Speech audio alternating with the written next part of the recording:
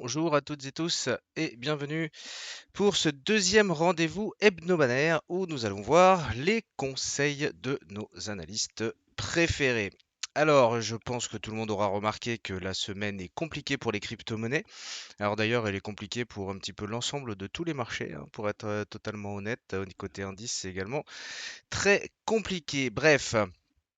Alors, juste avant d'attaquer, une petite info quand même qui est plutôt sympa, c'est Binance, pardon, qui décroche le feu vert de l'AMF. Donc ça, c'est pareil, vous avez dû en entendre parler. Ils ont été enregistrés PSAN. Donc c'est une sacrée avancée pour Binance et tout ce qui est une très grosse avancée pour Binance est logiquement une grosse avancée pour le monde des crypto-monnaies. Et puis la deuxième actualité que j'ai trouvé sympa, c'est Algorand qui se retrouve sponsor officiel de la FIFA pour la Coupe du Monde 2022 au Qatar. Alors eux, clairement, ils cartonnent hein, dans les sponsors. Le week-end dernier encore, je tweetais qu'ils étaient à Monaco, donc sur la Formule 1. Et donc, ouais, bon, c'est vraiment... ils y vont fort, Algorand. Ils nous préparent des choses sympas. En tout cas, ils investissent pour.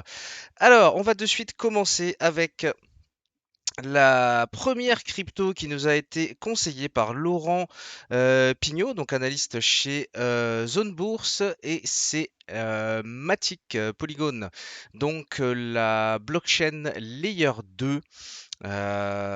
Pour lui, en l'occurrence, on va aller voir ça hop, directement sur les graphiques. Matic, yes, exact.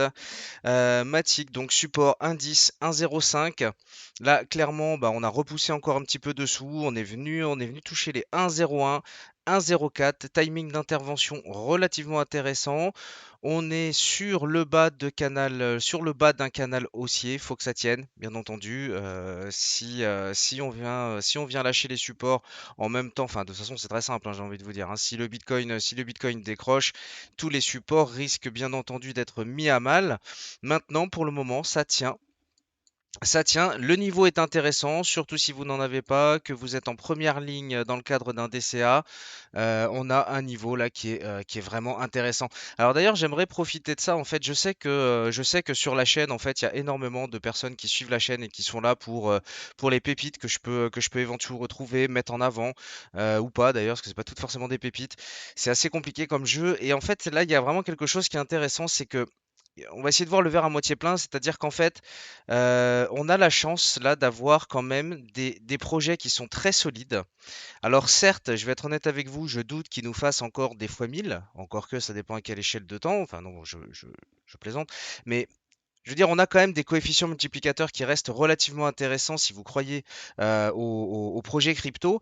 Et c'est vrai qu'à l'heure d'aujourd'hui, bien, je trouve ça vraiment intéressant de s'intéresser aux projets solides, on va dire dans le top 100 au market cap, dans le sens où on les retrouve à des prix relativement intéressants. Ça permet de manager un petit peu son risque et puis bien de pas forcément chercher à faire que de la pépite à bas coût, avec bien entendu tous les risques que ça engendre.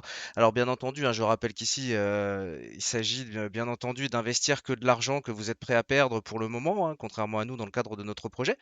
Mais voilà, bref, c'est plutôt intéressant de se dire qu'ici quand même, on a des projets qui sont solides, qui tiennent la route. Et il faut bien se dire quelque chose, c'est que les petits projets sur lesquels on va souvent aller chercher, voilà, on va aller chercher des projets explosifs. Il faut bien se dire une chose, c'est que ces projets-là, s'ils fonctionnent, ils font fonctionner les gros en fait, hein. Voilà, c'est-à-dire que si on a par exemple des projets basés sur une certaine blockchain qui explosent, bien entendu, type Stepn par exemple, qui est basé donc sur la blockchain Solana, eh bien de toute façon ça favorise la blockchain Solana.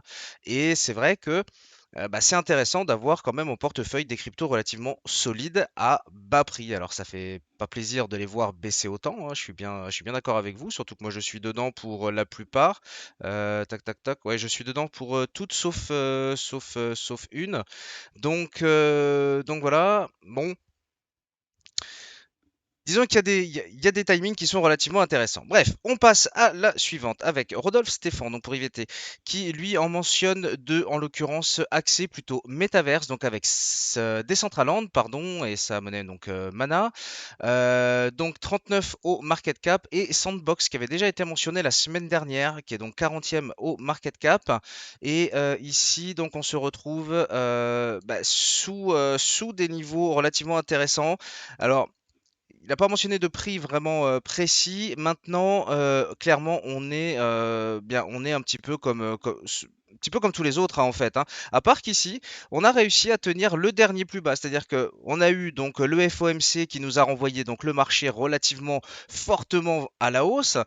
Après, j'ai envie de dire un petit peu comme de coutume, à chaque fois que le FOMC s'exprime, finalement, le lendemain, eh bien, on retrace relativement fortement, on va dire. C'est assez récurrent, tout du moins, comme phénomène avec le FOMC, en tout cas sur tout ce qui est indice américain et notamment le Nasdaq. Et on sait qu'en ce moment, on a tendance à avoir une certaine corrélation finalement entre eh bien, les mouvements du Nasdaq et du Bitcoin. Et là, c'est assez marrant de voir qu'on a eu exactement le même phénomène. FOMC, on envoie les résultats, on part à la hausse en trombe, le lendemain, on retrace.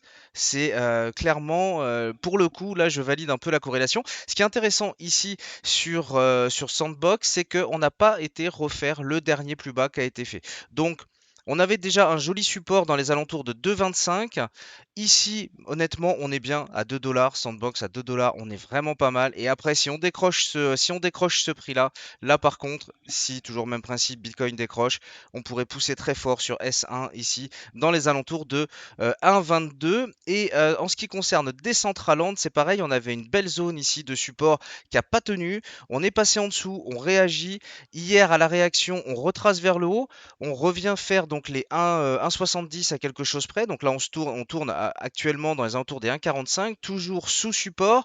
Donc pas de signe de retournement à la hausse. En tout cas, ça n'empêche que ça fait partie de sa sélection. Et je suis sincèrement relativement d'accord avec ça, dans le sens où on a deux mondes ici, que ce soit Decentraland ou Sandbox. Si vous croyez au métaverse, on est quand même sur des projets solides. Et là, on a la chance quand même de pouvoir les taper à des prix relativement intéressants.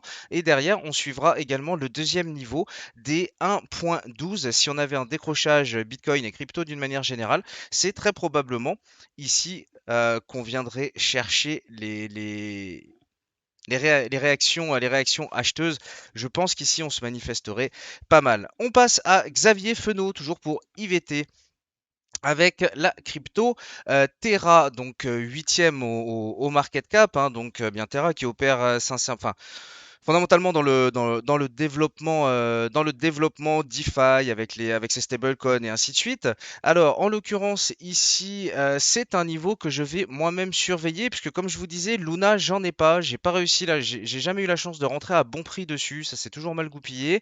Bref, ici, on a un premier niveau donc à 65. Le niveau des 65 en journalier sur Luna, qui est vraiment intéressant. On a une zone de prix qui déjà à elle seule devrait être déjà relativement réactiogène.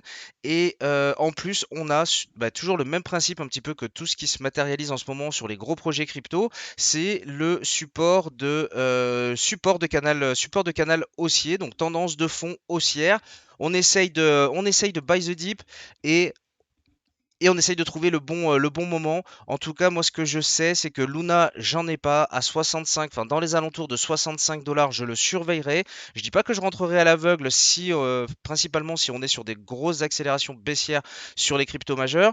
Mais voilà, à surveiller ce prix. Au premier signal retournement, touchette bas de canal, une première ligne ici, avec donc une première ligne dans les 65 environ. Et puis un deuxième renfort à 47 ici serait vraiment très intéressant pour un investissement long terme sur le projet Luna. C'était le conseil de Xavier Fenot. Ensuite, on passe à Vincent Gann. Alors, j'ai oublié de mentionner, tiens d'ailleurs, pour le premier projet que je vous avais présenté, Matic, Blockchain Polygon Layer 2, eh bien, en fait, il y a également Vincent Gann qui en a parlé et qui l'a également relevé dans ses conseils à l'achat. Donc, eh bien, en fait, on a quand même déjà deux analyses qui sont dessus. Et puis, pour ce que ça vaut, pour ce que ça vaut, vous avez également mon aval perso, Polygone, j'accumule. Bref, donc, on revient à Vincent Gann, donc, qui a donc effectivement parlé de Matic avec Polygone. Et, bah, croyez-le si vous voulez, il est parti sur le Dogecoin. Alors, avec un argument qui est quand même relativement intéressant. Bon, bah, déjà, clairement, on voit bien que le potentiel de hausse par rapport au dernier ATH est déjà relativement intéressant. On est déjà sur un x7 juste pour faire le dernier ATH. Et puis, bah, bien entendu, avec bah, notre ami Elon Musk, hein, qui commence à refaire parler de lui gentiment un petit peu partout, que ce soit avec Tesla ou bah, maintenant avec Twitter. On sait qu'il est capable de nous faire des choses, et si maintenant il se retrouvait avec Twitter, Tesla et ainsi de suite, avec le Dogecoin, l'envie de le promouvoir, eh ben je trouve pas ça dénué de sens.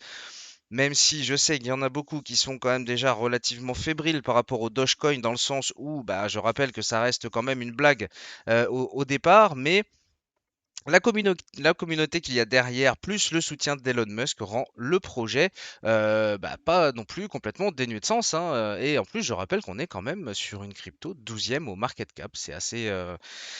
C'est assez impressionnant, mais en l'occurrence, c'est le cas. Voilà, donc, eh bien, le Dogecoin, j'ai oublié de vous donner les niveaux mentionnés, donc c'est entre 0,10 et 0,12. Donc là, on est finalement en entrée de zone par rapport à ce que mentionne Vincent Gann dans son analyse, avec un plus bas à 0,10, 0,10, 0,11 ici, donc sur cette zone-là.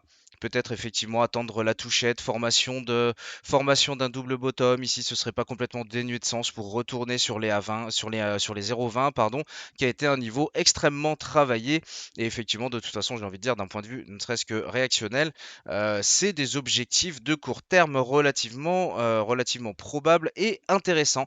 On va finir avec Solana, le conseil de Vincent Bois, analyste IG, qui ben, mentionne le niveau des 70 $, 70, 75 $. C'est à peu près la zone qui est ici, qui a déjà servi de support presque ici, presque là dans les alentours du 24 janvier. On s'est appuyé dessus, on réagit également le 23 février. Le 15 mars, c'est un peu plus flagrant, on repousse jusqu'à la dernière résistance. C'est là donc qu'on a eu donc tous les mouvements aussi d'ailleurs également sur Bitcoin. On revient sur la zone de support ici, 70, 75, avec en extrême, en extension, le niveau des 55, niveau des 50, 55 $ qui serait également très intéressant sur la blockchain Solana. D'ailleurs, entre parenthèses, hein, forcément, si on avait la chance de taper une première ligne 70, et puis, oui, je dis bien chance, hein, parce que des fois, quand le marché baisse, c'est aussi ben, le moment d'attraper de bonnes opportunités, hein. C'est pas quand le marché est perché au plus haut qu'on fait en règle générale les meilleures affaires. Bref, c'est vrai que ça fait peur psychologiquement, mais c'est néanmoins ici qu'on trouve les meilleurs prix. Et donc, si on venait choper les 70 avec une deuxième ligne dans les alentours de 50, vous savez quoi? 57. Si on vient taper les 55, si on vient taper les 55 sur Solana, on fait ça, j'achète des baskets sur STEPN. Parce que là, finalement, on aura quasiment des soldes de 50% sur les fameuses baskets pour le Play to Move. Donc, à 50 € le Solana. Dernière nouvelle, les baskets étaient à 9 Solana. Je pense que ça peut être intéressant. Donc, je surveille le niveau, en tout cas de mon côté, que ce soit pour accumuler du Solana ou pour éventuellement acheter des baskets. Ça peut être super chouette, comme disaient nos amis les Forbans. Bref, bah, écoutez, je vous souhaite un excellent week-end. N'hésitez pas, bien entendu, à liker la vidéo, c'est super sympa pour le référencement. À vous abonner si jamais ça n'a pas été fait. Pour l'instant, à cause de notre projet, en tout cas dans le cadre de notre projet, pour l'instant, j'ai pas énormément de temps à consacrer aux vidéos, mais en même temps, pour le coup, c'est pas forcément plus mal dans ce genre de marché, en tout cas, de rester à l'extérieur, de rester à l'écart, d'observer, de travailler en amont, déterminer des plans d'action, aller chercher les niveaux qui vont être intéressants et puis attendre les bons signaux. Donc voilà, donc tout ça pour dire que pensez donc à vous abonner si vous souhaitez bien sûr être informé des prochaines parutions. En l'occurrence, maintenant, tous les samedis, on aura ce rendez-vous hebdomadaire. Je vous souhaite à tous un excellent week-end, une excellente semaine et je vous dis à très bientôt sur la chaîne. Ciao les amis!